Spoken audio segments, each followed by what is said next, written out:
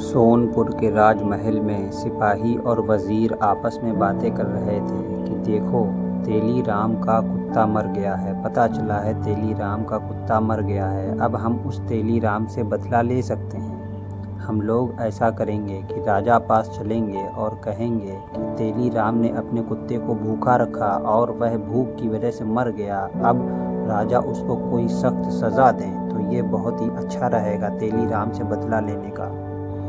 वज़ीर दरबार में पहुंचता है और कहता है, महाराज, तेलीराम ने अपने कुत्ते को भूखा रखा और भूख की वजह से वह मर गया। अब आप क्या करें? उसको एक ऐसा सख्त कोई सज़ा दें जिसकी वजह से उसको इस कंजूसी का बदला मिल जाए। महाराज, आप जैसा आज्ञा करें। राजा ने कहा, यह तो बहुत ही दुखद बात है। इसके लिए उसको सज़ा, हाँ ज़रूर, अवश्य सज़ा मिलनी चाहिए। ठीक है, उसको क्या सज़ा दी जाए? तब वज़ीर ने कहा, महाराज, आप ऐसा करिए, अगर उसने कंजूसी की वजह से ऐसा किया है तो पूरे भोज करवा दीजिए।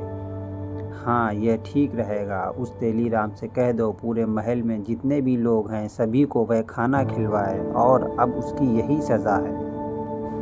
वज़ीर तेलीराम के पास आए और कहने लगे, देखो, राजा ने तुमको सज़ा दी है और अब यह सज़ा तुमको भुगतनी होगी। तुमको सभी को खाना खिलवाना है। लेकिन तेलीराम कहने लगा, मेरे पास तो पैसे नहीं है, मैं तो बहुत ही गरीब हूँ, मेरे पास तो कुछ भी नहीं है। लेकिन वज़ीर ने कहा, इससे कोई मतलब नहीं, यह राजा का हुक्म है। महाराज का हुक्म जो भी हो वो तुमको कैसे भी करके करना है। तुम कुछ भी करो।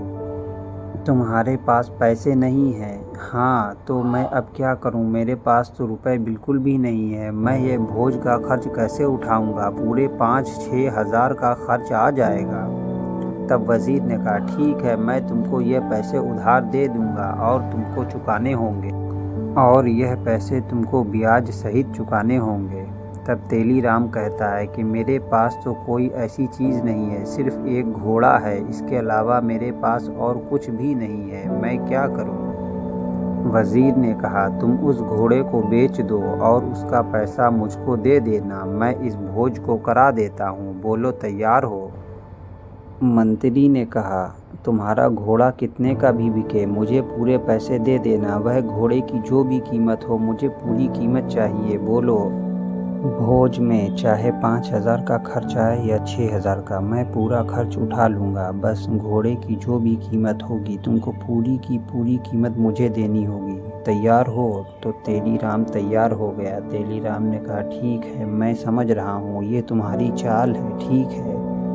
भोज का इंतज़ाम किया गया। सभी लोगों ने खूब खाना खाया और खाना बहुत ही अच्छा बना था। सभी लोग खूब खाना खाते वक्त तारीफ़ कर रहे थे, और मंत्री ने भी खाना खाया और वह कह रहा था, देखो, इतना अच्छा पकवान है, इतने दिनों बाद ऐसा खाना मिला, वाह, मज़ा आ गया। खाने के तुरंत बाद उसने तेलीराम से कहा, ठीक है, अब मुझे पैसे कब दोगे? तेलीराम ने कहा, ठीक है, कल बाज़ार चलेंगे, घोड़ा जितने का भी बिकेगा पूरी रकम तुमको दे देंगे। बाकी और कुछ तुमको किसी चीज़ से कोई मतलब नहीं होगा। सारा खर्चा तुमने उठा लिया, अब घोड़े की पूरी कीमत तुम्हारी होगी, वो कितने का भी बिके। मंत्री ने कहा, ठीक है, कल महाराज भी बाज़ार में होंगे, सौदा उनके सामने हो जाएगा तो ज़्यादा अच्छा रहेगा। चलो अब कल की तैयारी करते हैं।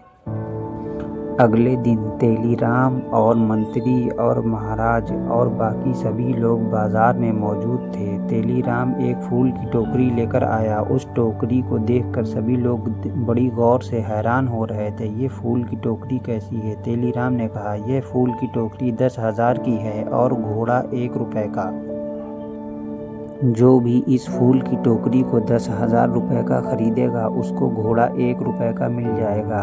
तो कुछ लोग तैयार हुए, कहने लगे, ठीक है। एक व्यक्ति आगे आया और कहने लगा, ठीक है, लाओ, मुझे 10,000 रुपये की यह टोकरी दे दो और 1 रुपये का घोड़ा भी दे दो। मैं दोनों चीज़ें खरीद रहा हूँ। तेलीराम ने उसको दे दिए और उसने तेलीराम को पैसे की थैली दे दी।